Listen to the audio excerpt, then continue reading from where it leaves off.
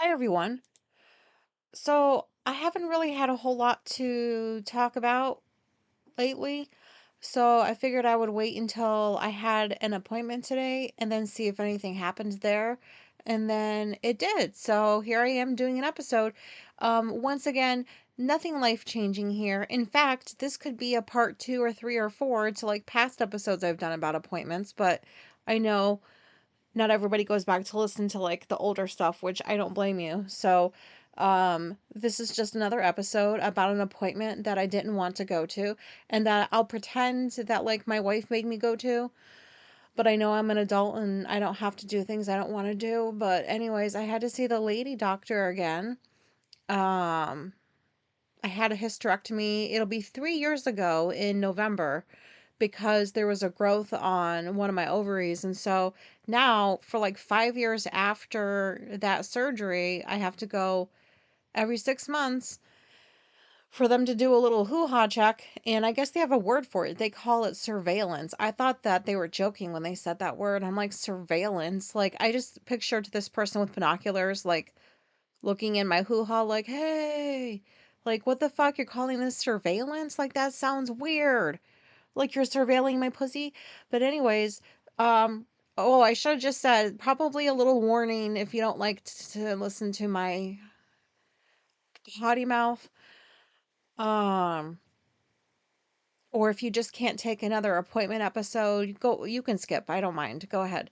Um so anyways, I did what I usually do for appointments. Like I plan a week out. I prepare for it in my head. I start devising ways of like could I get out of this appointment? Um, like rationally, I know that I can do whatever I want, and if I really don't want to go, I don't have to go.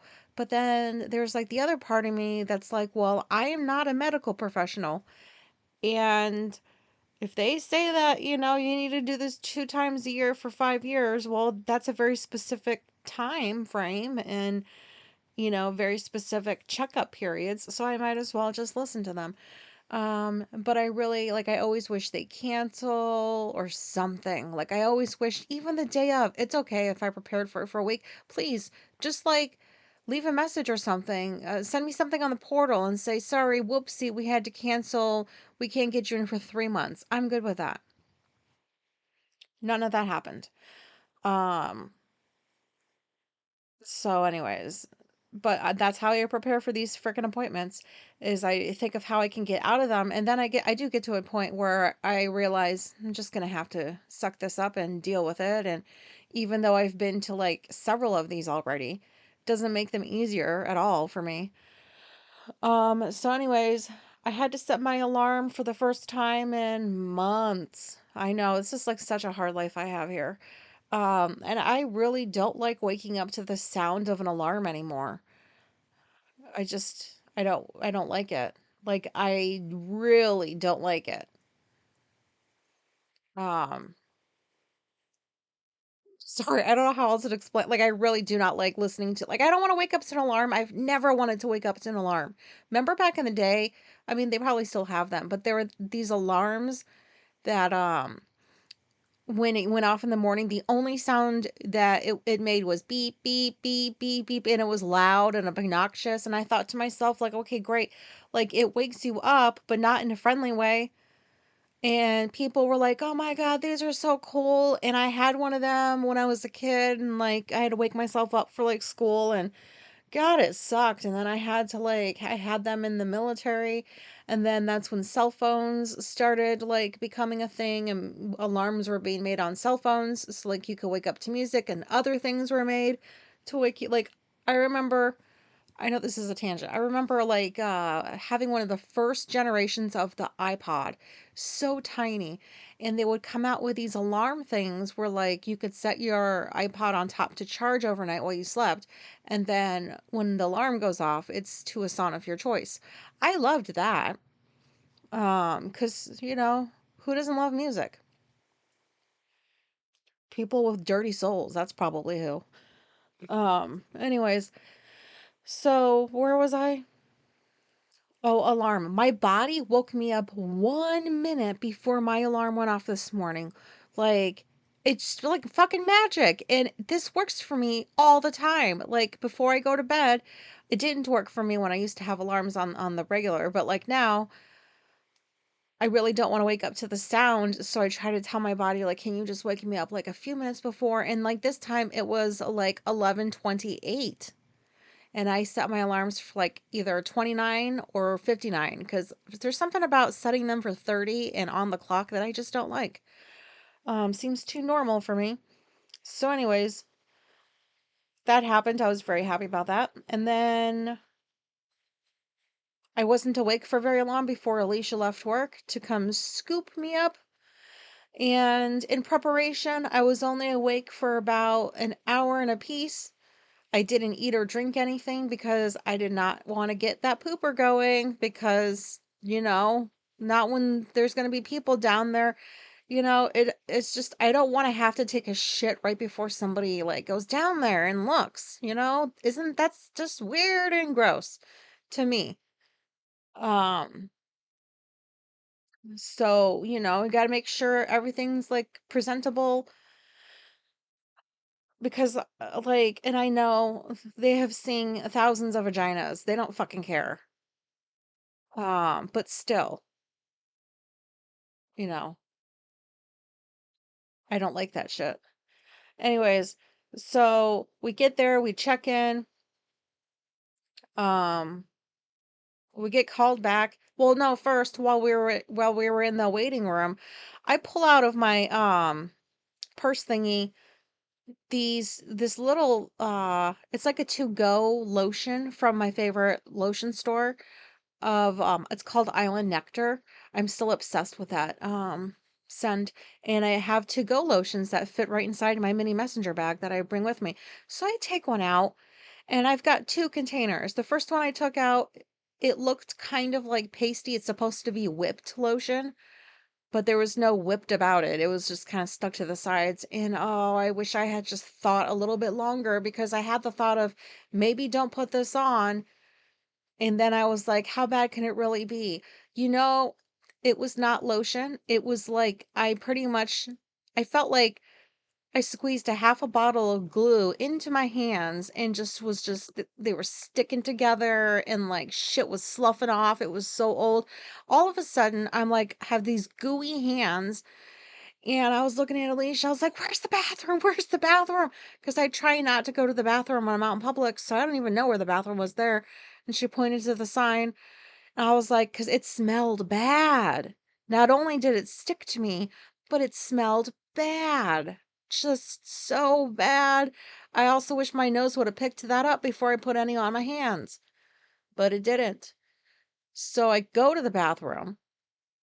It looks like one of those ones where only one person can go in at a time, but the lock thing didn't say it was locked, and I heard movement behind the door, so I'm thinking maybe this is like a two-stall bathroom. So like I open it up and I walk in on some older man, like just like washing his hands. I was like, "Oh my God, I'm so sorry." And like I left and I just waited outside the bathroom door and he just kind of laughed at me when he came out. And I was just like, it wasn't locked, and I don't think he cared. He just kept walking, so I was like, whatever. So I go in there. Ugh, I hate public bathrooms. Ugh, it's so gross. And what do I get? I get that fucking you know, what do you even call the thing that faucet? So I go to the faucet and it's one of those ones, sensory ones, or the sensor ones, where you have to put your hand in front of it and it detects the movement and then it gives you some water. Like 2 seconds of water came out at a time. I'm sitting in there, like, there was so much gunk to get off of my hands. I'm trying to it's sensor soap too, so it's like it's taking forever. So basically, I'm just waving my hands around under the soap dispenser to try to get more soap, waving the other hand around under the faucet to get it to pick up that there's movement and give me more water, please. It just took forever. I'm just like, what is wrong with like, why can't I just do things like, why? And what is up with these sensor things? They don't even work properly. Like, you have to keep waving them over and over and over again. I tried going in slow, I tried going in quick. Like, it was just not fun. Anyways, but I got off what I could. threw that one in the trash because that obviously that lotion went bad. And then we got called back, and the tech came in, did the little blood pressure, asked you the same questions they always ask you, and then leave. And they're like, "Here's the blanket. You can get undressed halfway down, and we'll be right in." And obviously, like, Alicia's coming with me to like all of this. Like, she comes back there with me because it's very helpful to me. So I did the usual, and I just sat on that chair, and like time started ticking by.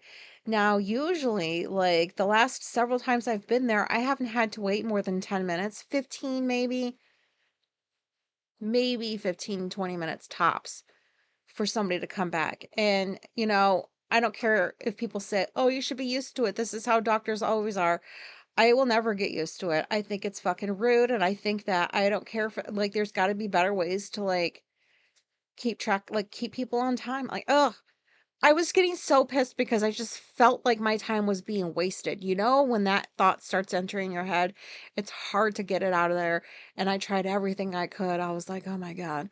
Okay, maybe they're just like slammed today. Like they're really busy." And then I'm like, "Well, really? How many snatches are up on this floor anyways? Everybody's waiting to have their like woo woo looked at. Like that doesn't make any sense." And I hear people out there talking and laughing. Like, you can't tell me that none of those are like doctors. And I call her the lady doctor. I forgot if I mentioned, because I forgot what the name of the whole thing is that I'm there for. Some like big is oncology, like it's the cancer vagina unit or something. And it's not called that, but I don't know. That's why I call them lady doctors, because I don't know even how I made it this far in life, if I'm honest. But anyway, so we're in the room, the door is shut, me and Alicia are in there. She's on her phone, and I'm like, "Dude, you're like in your 40s, like you're glued to your phone. Like that's what the younger kids do. Like they're glued to their phone all the time." I'm like, "How can you just stare at this brick?" And I always give her a hard time for it, and she always gives me a hard time for giving her a hard time for it. But anyways, give me some chit chat or something. And then so 20 minutes goes by, 25 minutes goes by, and then so I always just kind of assume the worst. That's like a default. I mean, can you blame me though? I can't be the only one. After years and years of being bullied and made to feel like a fucking weirdo, I assume the worst in people. I don't always want to be like this, but I realized how much of it is a default, how much of a default it is when I was in there waiting, and I could just feel my anger rising. And so I'm like, they just want us to sit in here for a certain amount of time so that they can bill. And Alicia's like, "No, they're not." And I was like, "Oh," she's like, I can see where she's starting to get annoyed. Well, go ahead, keep getting annoyed because that just encourages me. And I was like, "No, seriously, like they do it all the time. Like anywhere you go, you meet with a technician, and then you sit in there, and I was like, okay, maybe they need a 30-minute billing to get their money's worth. Does that even make sense? Probably not. But you know what I mean? In order for like things to get billed, you have to be in, at least the last time I checked, like when I used to be a counselor, it's all almost the same, isn't it? Like you had to be in with somebody for like a certain amount of time. Like if you were in there with them for 15 minutes, you can bill for this amount of money. If you're in there for 30-minute sessions, you can bill this amount of money. I'd like to think that the hospital's kind of the same way. I mean, I don't know. And I worked with a greedy, greedy fucking business owner, so I kind of don't like that I think this way, because that's how he thought all the time. Like, keep them in there as long as possible so you can get your money. And what he meant was so I can get my money. But, anyways, so I was like, "Oh, they just want to bill us for like half an hour, whatever." And then it got to like 35 minutes and 40 minutes. And I was like, "What? Are they going to bill us for a 45-minute session?" Not session, but visit. And like I tried to contain myself. I really did, because I was trying not to embarrass Alicia. And then I was getting more ticked off. I was like, "I'm just going to open this door." I had the blanket around me and the little curtain, so it's not like people could really see. And Alicia's like, "Don't open the door because they're going to think that nobody's in here. That's their sign for like, if doors are shut, they know that people are in there." And I'm thinking, Yeah, I don't think they all function under that premise, but whatever. I thought that maybe if you see the door open and you see people sitting in there, it means you should come. That was like a silent signal for help. And I had to do that because Alicia would not get up to go see what was taking so long. And I can't say that I blame her because I would not want to either. If the roles were reversed, I would do everything I could to prevent myself from having to go do that. Even though I sat there and I was like, this is your job. Like, thank you for bringing me here and all that. But like, your job's not over. Like, you have to go see. I was like, I'm naked. Like, come on. It's just asking, just politely asking, hey, what's the holdup? And so it was creeping up on an hour of being back there. I'm very impatient when, like, nothing got accomplished in those 60 fucking minutes except, like, material for this fucking episode, apparently. Because, like, what it was a waste of my fucking time. And I was getting mad. And I told Alicia, I was like, once that clock hits 2:15, my panties and my pants and my shoes are going back on. And I am leaving. I will storm out dramatically and I'll be like, you took too long. Why are you keeping people back there for a whole hour? Maybe I was headed into like a mini meltdown now that I think about it. And boy, was Alicia lucky when that lady doctor came in at 2:13. That's when she came in. I was 2 minutes away from doing what I said I was going to do. And I told Alicia, I was like, if you weren't here right now, I would have already been out there. Like, I really am not that kind of patient. I'm not the one that's like bitching all the time, I swear. But like, leaving people in their rooms for a fucking hour, you didn't even come back there to be like, so sorry, we're backed up, blah, blah, blah. Like, at least come back and make me feel like that I'm existing back here and that you didn't forget about me. Like, why can't people do that? I don't understand. Like, maybe I just don't go to enough appointments. Is this the norm or something? Like a whole fucking hour? What a waste of time. And I just wanted to get this over with. So, Lady Dog came back. I got excited because I thought it was going to be a one person job the way that she was acting. And so I thought to myself, I calmed down a little bit and I was like, maybe they really are that busy. Because you know how usually you have to have like what I call a witness? You have to have two people in there. Like, I get why you need a witness. I get it. I think they should just be for requests. Like, you should request a witness. If you don't want one, you shouldn't have to have one. So, like, she raises the chair thing up. And then it's almost like once I was raised up in the chair, I was entering a new dimension and it was called Tiny Talk Town because I was roped into some like weird ass small tiny talk while they were preparing to look at my snatch. And I'm like thinking like what the fuck? I don't want to talk to you while I'm being naked here. Like, just look at my vagina and fucking leave. And so I try to be polite or whatever. And then right when I think that she's getting ready to go down there and inspect or surveil, like they like to call them, she opens the door and she calls in like the technician. I was like, fuck.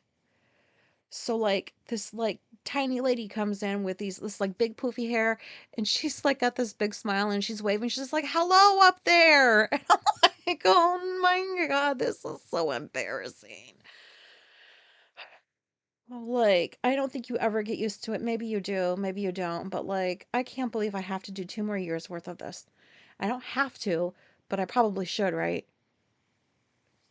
That was not, and you know what else was not fun? Was I was sitting, I did stand up to walk around once or twice. Unfortunately, when I sat back down, you know how they have that like cloth? There's like a, there's like a paper, like seriously, why are they putting paper after all these years on those hospital chairs? Do you know what I mean? That strip of paper that crinkles every time you fucking move. And then they have like this oh, my mind, sorry, I can't think of the word. Like that mat thing, like it's like a little white rectangle of something that they put under your butt for you to sit on in case like your butt juices don't get everywhere or whatever, or you're like, sorry for the grossness, I'm sorry, but that got stuck in my crack.